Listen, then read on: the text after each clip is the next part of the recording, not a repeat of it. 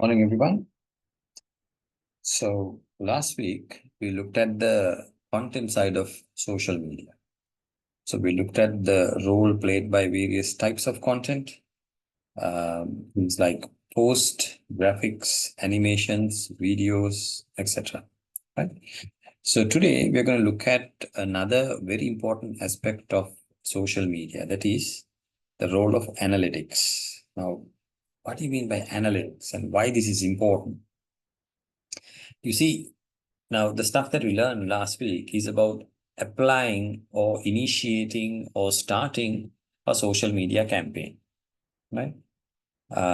Sometimes it's a paid campaign. Sometimes it's a optimizing of your content, like the SEO kind of thing, where you optimize your website and you're not paying anybody, as in you're not paying Google or Facebook, but you are optimizing your website.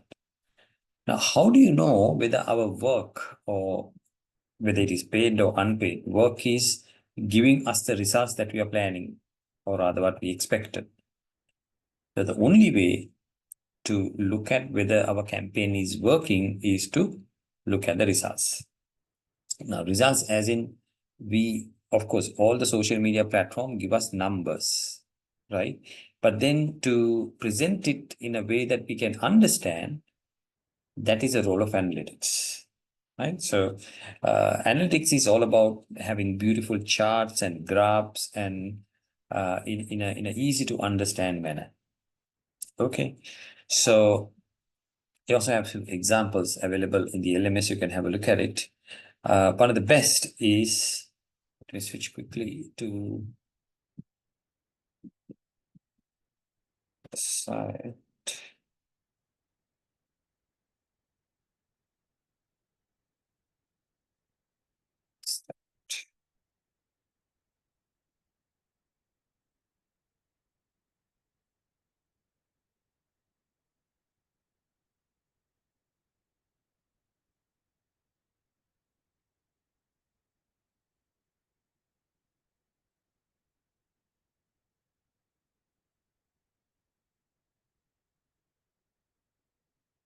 Right. So if you go down to week 3 here, no, sorry, week 4, analytics.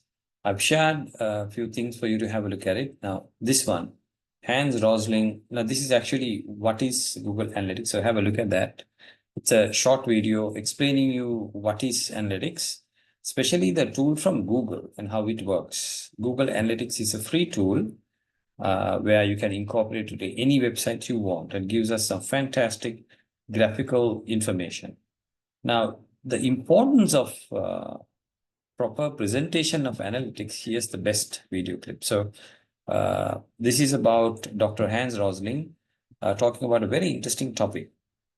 200 countries, 200 years, and the video is about only 4 minutes. He has a wonderful presentation of this massive amount of data, right? So he says how it was done, and you can see the animation, right? It's a fantastic video clip on how you can use augmented reality into your presentation. A beautiful work of art explaining you the role of proper presentation of data, right? In this case, analytics.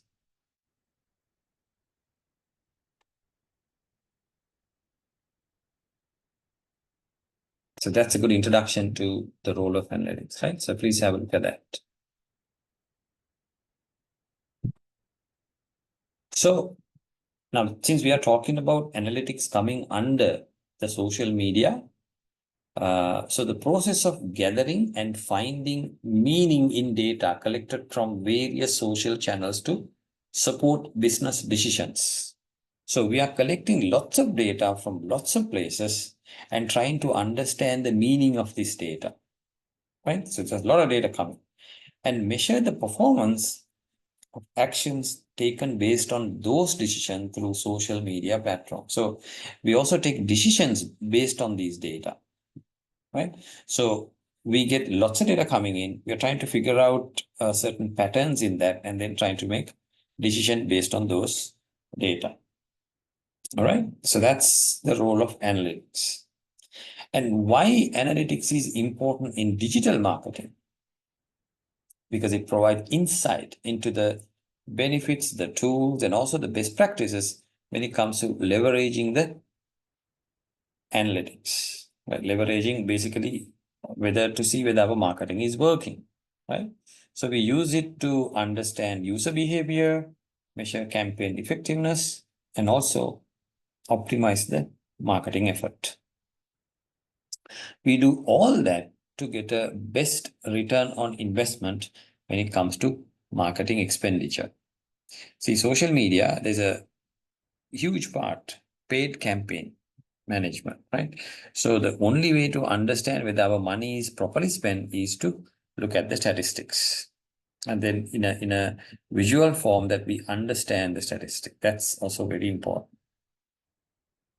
So what are some of the most important statistics? Now we use the term metrics here. What are the most important key metrics? And we also use the term KPI. So the KPI stand for key performance indicators.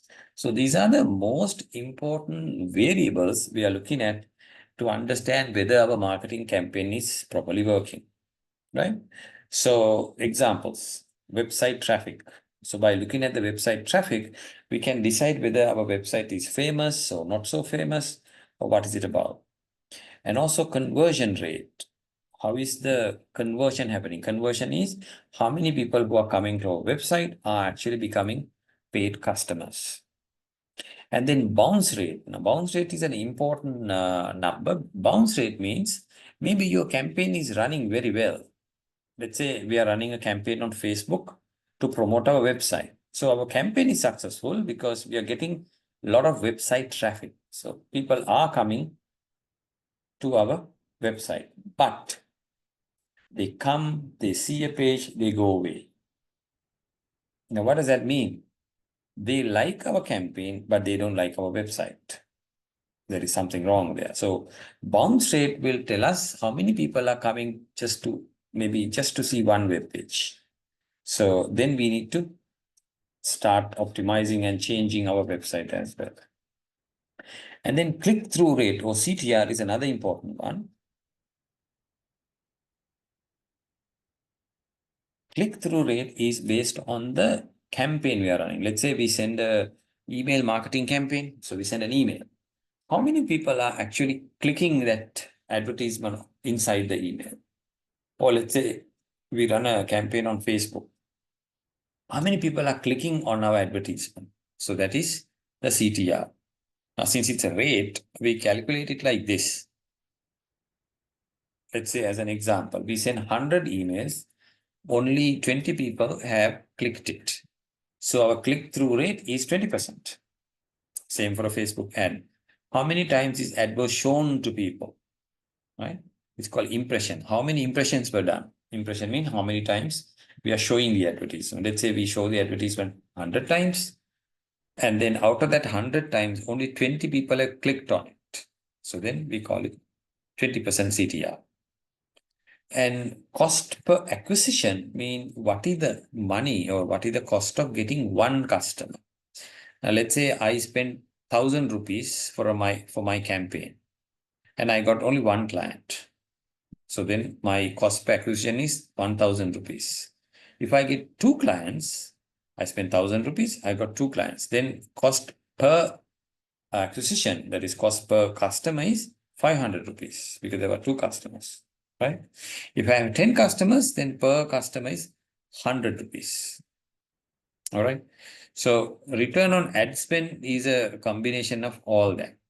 How much money we spend and how much money the customers have spent on our product. Let's say I spent 1,000 rupees on my campaign and two customers came and bought products worth of, say, 100 rupees. So return on my ad spend is 100. Yeah. Because from the 1,000, I only receive 100. So if you want, we can also convert it into a percentage. But these are the most important statistics that we want to see in the online campaign, digital campaigns. right? So we can use these to evaluate the market performance and also guide decision making.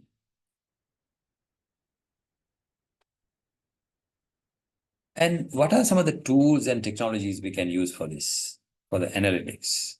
The most famous and the free one is Google Analytics. Okay. So if you go to Google Analytics, it will show us what is going on with, say, a website. Right? Let me see if I can show you an example.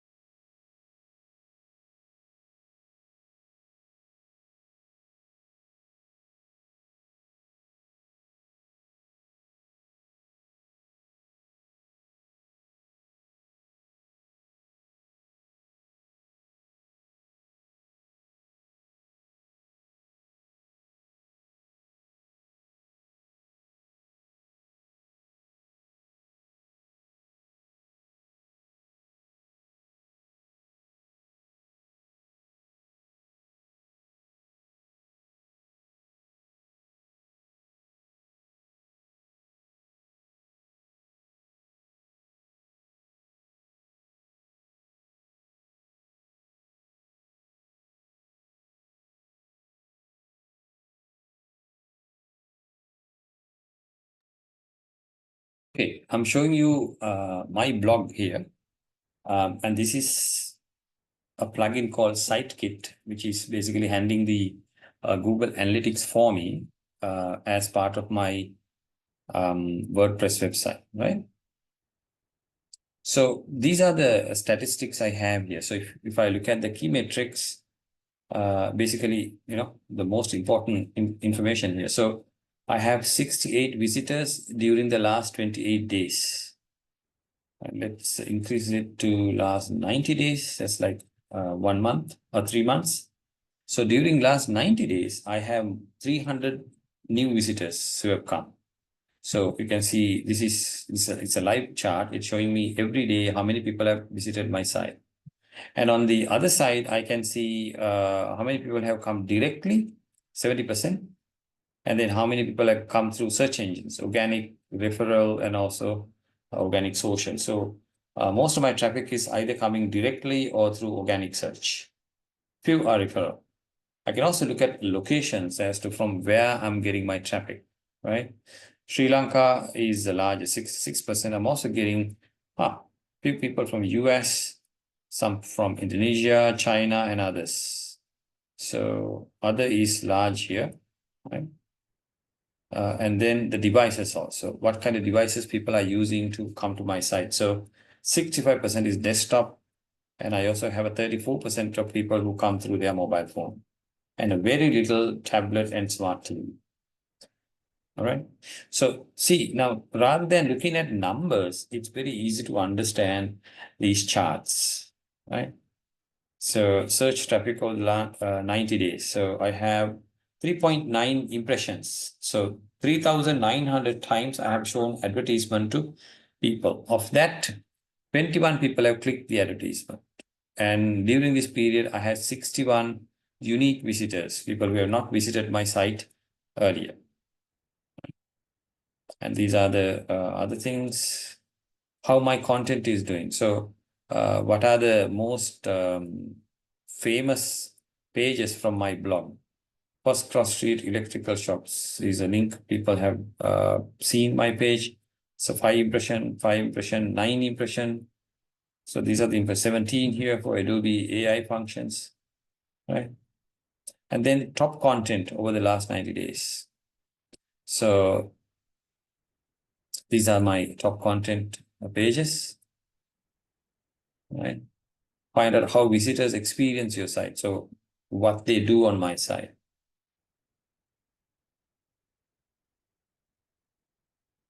Still loading. And the last one is money. How much money I made during this time. I made $0.56, not much, right? So my click-through rate is 2.9%. That's again very, very low. So I'm not making money. Yeah. So these are some information about my page. So I can get some details and help in order to improve my site. So I just wanted to show this to you because this is talking directly to me about how my website is performing.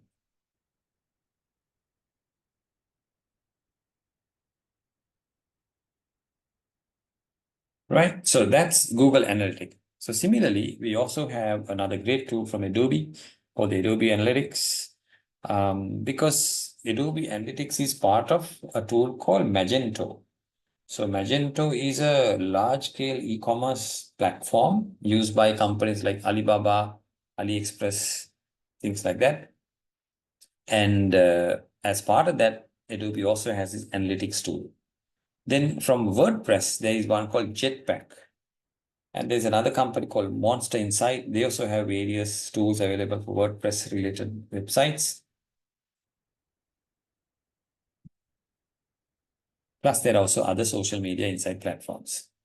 So what can they do, these tools? One is they can track what is going on. They can analyze what is happening, and also they can visualize the marketing data. So I showed you my WordPress analytics from Google. So you notice visualization is beautiful, so I can understand them visually, right? And also that allows me to analyze, track to see what is going on. So what can we do with that? Hmm?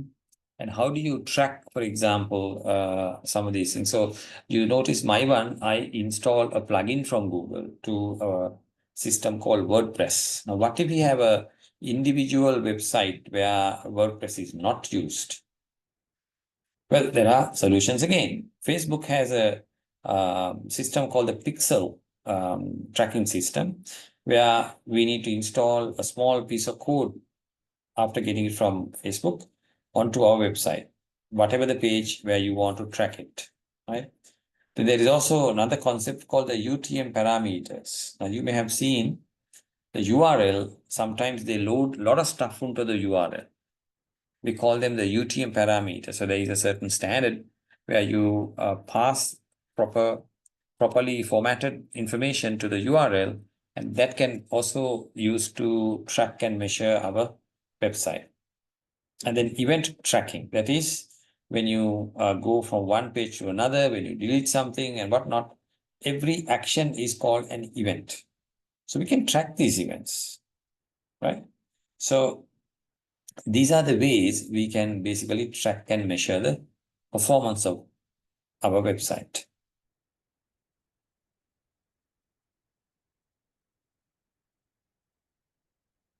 Right. Now, where are we getting this information? At what point is the next question? Okay. So customer journey analysis is what is needed here. So what do you mean by customer journey?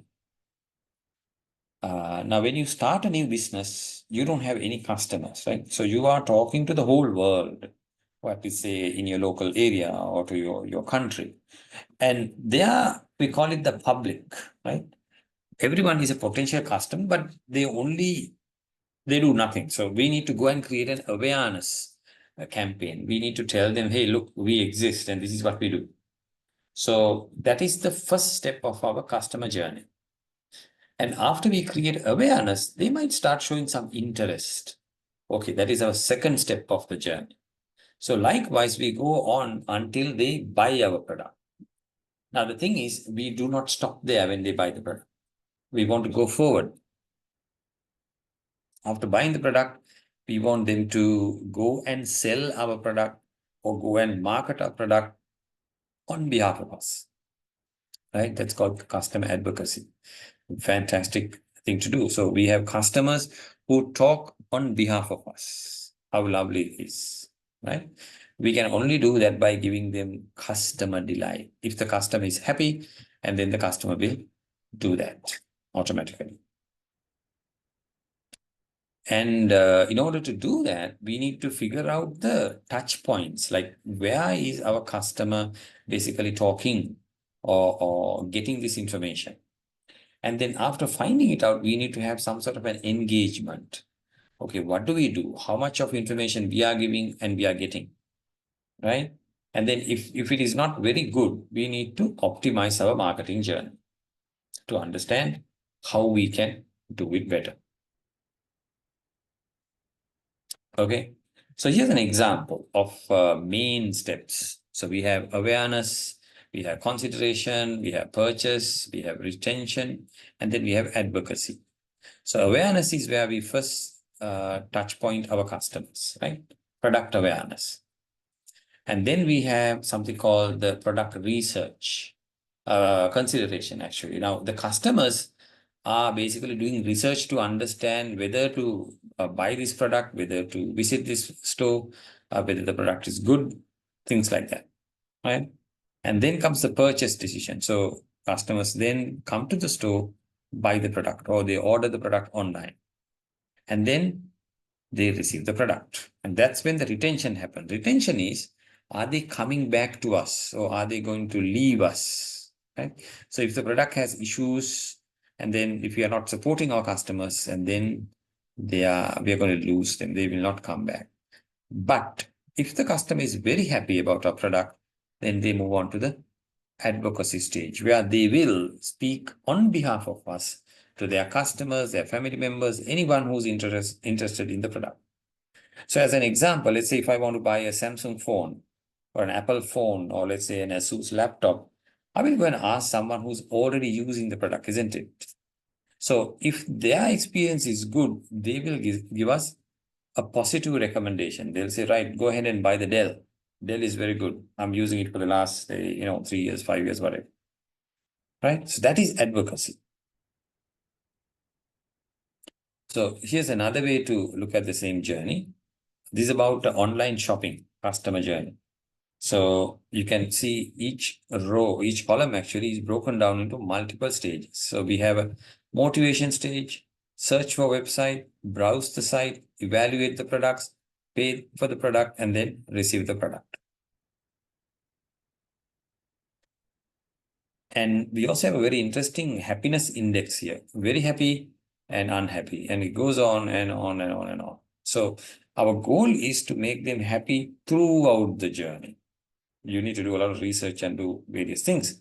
But the fact is, today we are talking about analytics. So we can get our numbers and put them into these different levels with our statistics. Now, if we find out that something is not working, the way to experiment with a new change is called A/B testing, right? What is A/B testing? Well, A/B testing is where we have our existing design and then we introduce a new change. And then we do a statistical analysis and see, okay, how many people, let's say, click on advertisement on our existing design. How many people have clicked on our advertisement on the new design? Then we can take an understanding on what is the most appropriate one. Okay. So lots of different benefits are there. In fact, I have an article also on LMS. You can go through that. Let me show the article.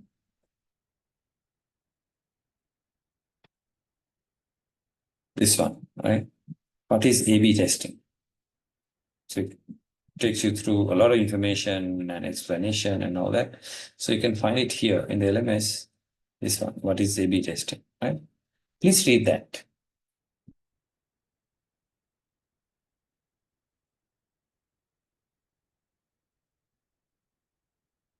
Okay, so how does conversion optimization? Now, conversion optimization is something we do to our website, right? In order to optimize the conversion, like increasing the speed, for example, or reducing the amount of animation. Various things we can do to improve the website. Yeah. So identifying the areas of improvement and testing hypotheses for better performance. So that means we assume things. We say, okay, if we do this, this might work better. And then we go and test it using A/B testing. So here's an example. So here are our basic visitors. So we split them into groups. So here's one group, here's another group. And then group one gets design option A, right? And then group two get the design option B. Here the difference is now this is blue color, this is red color, right? We can test this with two groups. And if you look at the statistics, you realize we get 24% positiveness for the red, 17% positiveness for the blue. So clearly the red color box is winning, right? So this is how a proper A/B testing can be done. Here's another one. So we spoke about A/B testing because there are only two cases. What if you have multiple designs that you want to check out? No problem, you can do that. That is called multivariate testing. So this is one design, here's another design. So here you have multiple versions of same or similar designs. Right. Now, once you run an A/B testing, we also need to measure the performance, isn't it? So here is a guideline you can do that. Conversion rate, click-through rate, bounce rate, average session duration, and then revenue per user. These can be some measures we can use to measure A/B testing. So conversion is how many people have come to our website, how many people are buying our product. Click-through rate is how many people have seen our advertisement. Of that, how many people have clicked on it, right? Bounce rate is about how many people are coming to my website, look at the first web page, and they then go away, right? So the issue there. And then average session duration means like when you are connected, how long you are there connected to that website. But nowadays, when you have laptop, when you're logged in, you're automatically logged into the web page as well, but you're there as long as the person is alive. And then the revenue per user. So there are a number of users, there are some number of, let's say, customers on this side and the advertisers on the other side. So how much, after spending how much on advertisement, we got money from our customers. So that's another measure as well. Right, the next is campaign performance analysis. Now, time to time, we run campaign, isn't it? So when we run a campaign, we need to know how are we doing this? Are we doing it right? Yeah. So this analytics is the only tool that gives us insight into the performance. So we can use it to measure success, optimize the budget, and also reallocate resources based on data-driven insights. So because of this, analytics is very, very important. Now, here's an example of analyzing campaigns. Now, say if you take an Instagram campaign or a Facebook campaign or a Google ad campaign, you can measure the success. So here are some steps. There are in fact 6 steps available here. Select the objective, identification of key metrics, set up conversion tracking form, performance evaluation, optimization with demographic insight, optimize it, performance and insight. So what does each one mean? Select objective, that is, what are we promoting? Right? Is it the brand? Is it a product? Is it the feeling? Whatever it may be, what are we promoting? We have to have a very good, clear understanding of this. Here's another interesting chart that is showing measuring brand marketing goals with KPI. So we are talking about brand marketing. So how can we have a goal for brand marketing? So again, here we have 3 sections. So three sort of moods of people. So awareness, consideration, and conversion, right? So when you combine these together, you make a great video that people would love to share it, that becomes a viral participation, and also useful at the same time. Right. Now, another big deal we need to worry about is competition. So because of that, we can run a competitive analysis and see who's ahead of us and who's behind us. And also it allows us to say work together also, right? It doesn't matter whether another company is our competitor before, we can work together as well. So especially when you're analyzing our competitor, we can get things like ad spend, how much money they spent on advertisement, or how much money have they spent, let's say, on various activities, right? So targeting strategies or keyword performance. So we're looking at the benefits of analyzing competitor data, starting off with the ad spend and then getting the target strategies, or we can look at keyword performance. Right. Here is a very interesting chart. So we put all our competitors on one chart, and we also indicated where we stand. Right. So, for example, this company here is somewhere here. Satisfaction is so, and market share is very good. Right. Then we have another one here. Again, we are in the market share here. So if you look at all the others also, very similar. These are all representing various industries and markets and things like that. And the only red one is us. So we are in the high performance region and very low in market share. Right? And here's another way to look at the same thing. So this is called a SWOT. Yeah. So what are the strengths we have? Examples: marketing or technical expertise, new product or service, location, channeling, reputation. And then under weakness, we have reputation, differentiated products or financial position or channel. Whereas threats, by the way, strength and weaknesses is inside.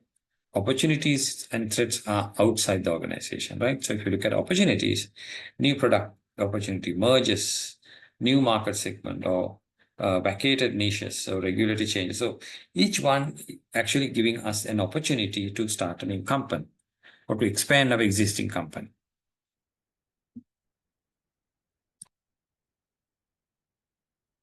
Here's an example of a competitive analysis. So we have like our company here in the middle, then we have competitor 1 and competitor 2.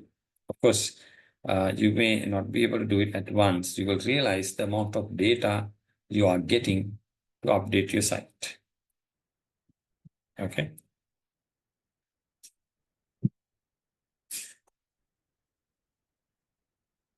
So here is another set of chart. It has a beautiful way to classify information. So I'm going to leave the PowerPoint with you to study that.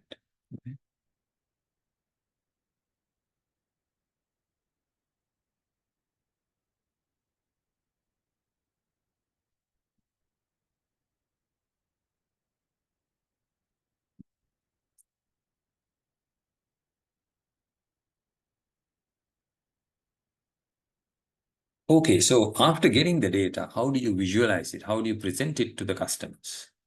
That's where the data visualization is coming in. So there are, in fact, 3 world famous tools available to do this. First one is called Tableau. Second one is called Google Looker Studio. And the third one is called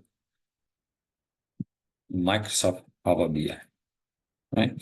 And each one has its own pros and cons and, powerfulness and not so powerfulness and stuff like that. So we need to use something to get good. Here's a dashboard, right? What is a dashboard? Well, a dashboard shows lots of information which are relevant to you today. Not yesterday, not tomorrow, but relevant for you today. Then we have on the other side the CTR rate, again coming up and down, right? So it's an interesting chart, by the way. It shows a lot of stuff that we can learn from. Now, all that has something called the data-driven system. And there are certain systems that we use to identify, let's say, people. So what are some of the best practices when it comes to data-driven decision making? First, define what do you want, right? And then make sure there is accuracy in it.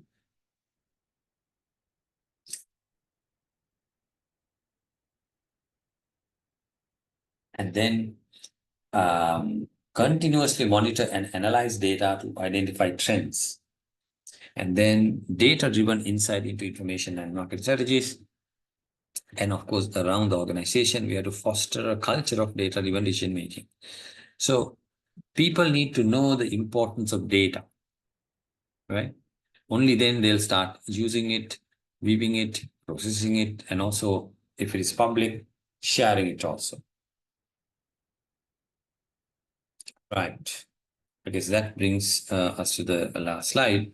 So I've loaded a few things into the LMS. Please take some time, have a look at it. There'll be another one we need to do before the midterm. So midterm, we'll be talking about a few things that we discuss up to this week. Okay. All right. So that's all for today.